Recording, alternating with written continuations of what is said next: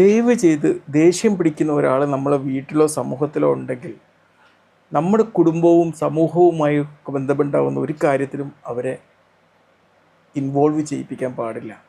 കാരണം എന്താണെന്നറിയാമോ? ഇത് ദേഷ്യം പിടിക്കുന്ന ഒരു സാഹചര്യത്തിൽ ഒരു മനുഷ്യന് തനതായി കിട്ടിയ പല സ്വഭാവ ഗുണങ്ങളും ഇല്ലാതായിട്ടാണ് ഒരാൾ ദേഷ്യം പിടിക്കുന്നതെന്ന് പറഞ്ഞു കഴിഞ്ഞാൽ. ഇപ്പോൾ ഒരു ചിമ്പാൻസി അതിനെ മയക്കിയെടുത്തിട്ടില്ലെങ്കിൽ ആ ചിമ്പാൻസിയെ നമ്മൾ സമൂഹത്തിലേക്ക് ഇറക്കി വിട്ടാൽ എന്തൊക്കെ ചെയ്യും? അതേ ഒരു അവസ്ഥയായിരിക്കും അവർ ആ കുടുംബത്തിനും സമൂഹത്തിനും അവരുമായി ബന്ധപ്പെട്ട വ്യക്തികൾക്കും ഉണ്ടാക്കുന്നൊരു പേരുദോഷം എന്ന് പറഞ്ഞു കഴിഞ്ഞാൽ അത് ചില്ലറയായിരിക്കില്ല. പലപ്പോഴും പലർക്കും ഒരു ധാരണ ഉണ്ട്, നമ്മളങ്ങോട്ട് ദേഷ്യം പിടിച്ച് കഴിഞ്ഞാൽ അത് നമ്മൾ ഒരു കാര്യത്തോട് പ്രതികരിക്കുകയാണ്, അല്ലെങ്കിൽ ഒരു സൊല്യൂഷന് വേണ്ടിയിട്ടുള്ള റിക്വസ്റ്റ് അഭ്യർത്ഥിക്കുകയാണ്. ഒരിക്കലുമല്ല. ദേഷ്യം പിടിക്കുന്ന മനസ്സ് സൊല്യൂഷൻ കൊണ്ടുതരില്ല. യുക്തമായിട്ടുള്ള പ്രതികരണങ്ങളാണ് സൊല്യൂഷൻ കൊണ്ടുവരിക എന്നാണ്. കാരണം നമുക്ക് സൊല്യൂഷൻ കൊണ്ടുതരുന്ന ബ്രെയിനിൻ്റെ പാർട്ടും നമുക്ക് ദേഷ്യം പിടിപ്പിക്കുന്ന ബ്രെയിനിൻ്റെ പാർട്ടും രണ്ടാണ്. സൊല്യൂഷൻ എന്ന് പറഞ്ഞാൽ പ്രീഫ്രണ്ടൽ കോർട്ടെക്സിൽ യുക്തമായിട്ട് ചിന്തിച്ച് യുക്തമായിട്ടുള്ള ചർച്ചകൾ ചെയ്ത് പരിഹരിക്കുന്ന ഒരു കാര്യമാണ്. എന്നാൽ എമോഷണൽ ബ്രെയിൻ എന്ന് പറഞ്ഞാൽ നമ്മുടെ മിഡ് ബ്രെയിൻ എന്നാണ് വരിക. അതിൻ്റെ പേര് തന്നെ ചിമ്പാൻസി ബ്രെയിൻ എന്നാണ്. മറ്റേതിൻ്റെ ബ്രെയിൻ ഏഞ്ചൽ ബ്രെയിൻ എന്നാണ്. പലപ്പോഴും പല പ്രശ്നങ്ങൾ, പ്രത്യേകിച്ച് ആശുപത്രികളിലൊക്കെ ആകുമ്പം നമുക്കറിയാം, ഒരാശുപത്രിയിലേക്ക് ഒരു കുടുംബം വരുന്നത് എന്തിനു വേണ്ടിയാണ്? ഒരു വിനോദസഞ്ചാര യാത്രയ്ക്ക് വേണ്ടിയൊന്നല്ല. ഒരു വേണ്ടപ്പെട്ട ഒരാൾ വളരെ ഗുരുതരമായ അവസ്ഥയിലായിരിക്കും ആശുപത്രിയിലേക്ക് വരിക. അപ്പോൾ പല രീതിയിലുള്ള പ്രതികരണങ്ങൾക്കുമുള്ള ഒരു മാനസികാവസ്ഥയായിരിക്കും ഉണ്ടാവുക. പക്ഷേ ഈ മാനസികാവസ്ഥ ഒക്കെ പുറത്തോട്ടെടുക്കുകയാണെങ്കിൽ എന്നും ആശുപത്രി അടിപിടിയും ലഹളകളും കലഹളങ്ങളും മാത്രമായിരിക്കും. ഒരു ഡോക്ടർക്ക് ചികിത്സിക്കുക എന്നതായിരിക്കും ചെയ്യാൻ പറ്റുക.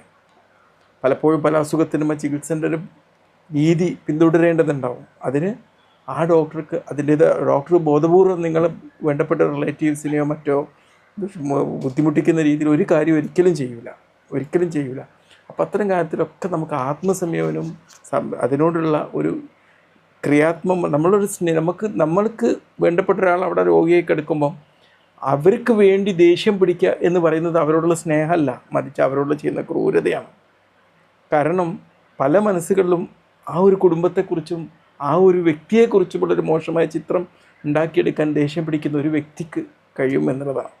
നമ്മളെപ്പോൾ നോക്കിക്കഴിഞ്ഞാലും മനുഷ്യൻ്റെ പ്രത്യേകത എന്ന് പറഞ്ഞു കഴിഞ്ഞാൽ എമോഷണൽ ഇൻ്റലിജൻസ് ഉണ്ടാകുക എന്നുള്ള. അത് നമ്മൾ സ്കൂളുകൾ 10ാം ക്ലാസ് വരെയോ അല്ലെങ്കിൽ വലിയ ഡിഗ്രികളോ എടുക്കുകയല്ല വേണ്ടത്.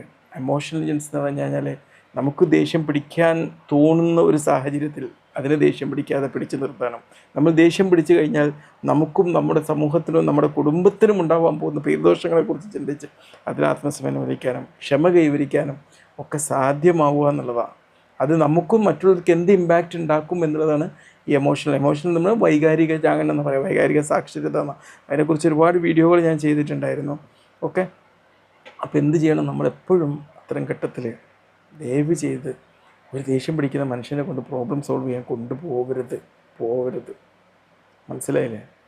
സോഷ്യൽ മീഡിയയിലൊക്കെ എപ്പോഴും കലഹിച്ച് ദേഷ്യം പിടിച്ച് മറ്റുള്ളവരെ കുറ്റപ്പെടുത്തുന്ന മനുഷ്യന്മാരൊക്കെ ഉണ്ടെങ്കിൽ ദയവ് ചെയ്ത് അവർ സോഷ്യൽ മീഡിയ പ്ലാറ്റ്ഫോമിൽ അതിൽ യോജിച്ച ആൾക്കാരല്ല.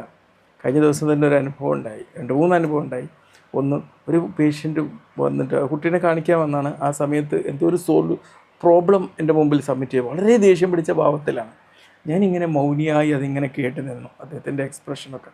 പുറത്തെത്തിയപ്പോൾ പറയാം, ആ ഡോക്ടർ കണ്ടോ, അതൊന്നും ചെവി കൊണ്ടതേ അല്ല, ഞാൻ കേട്ടിരുന്നു. ഞാൻ അങ്ങോട്ട് തിരിച്ച് ദേഷ്യം പിടിക്കുകയോ തിരിച്ച് ആ ഭാഷയെ പ്രതികരിക്കുകയോ അല്ല അപ്പോൾ ചെയ്യേണ്ടത്. അതിന് വേണ്ടിയുള്ള സൊല്യൂഷന് വേണ്ട കാര്യങ്ങൾ ഞാൻ ചെയ്യുകയും ചെയ്തു.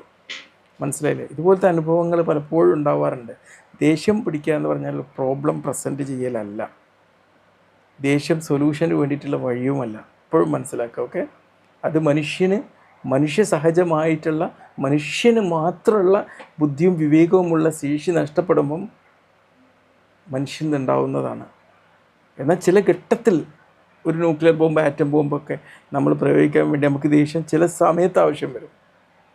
അതും അതിൻ്റേതായ ഒരു രീതിയിൽ അതിൻ്റേതായ ഒരു ടോണിലായിരിക്കണം അതും നമ്മൾ ഇംപ്ലിമെൻറ്റ് ചെയ്യേണ്ടത്. തീർച്ചയായിട്ടും ദേഷ്യം മാനേജ് ചെയ്യുന്നതിനെക്കുറിച്ച് ഒരു വീഡിയോ ഞാൻ ഉടൻ തന്നെ ചെയ്യുന്നതാണ്. ഓക്കെ.